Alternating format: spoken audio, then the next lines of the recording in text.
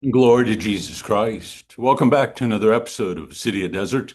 And once again, we are picking up with our reading from the first volume of the Philokalia and the writings and the sayings of Evagrius of Pontus. And today, if you're following along in the text, we are on page 60 and we are considering saying number 35. Evagrius writes, Undistracted prayer is the highest intellection of the intellect. Very short saying, and one that might seem rather nonsensical from the modern perspective.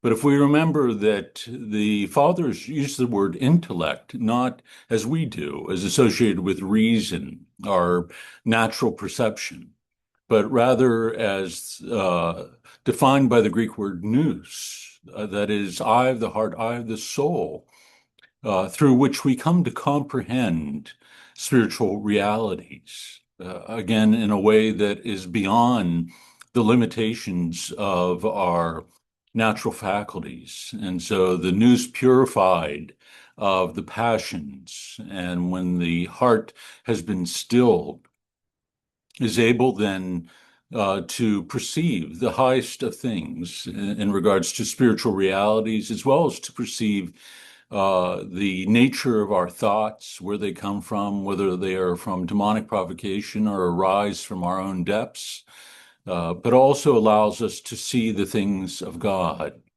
of His glory, of the beauty of His creation, of His mercy, of compassion.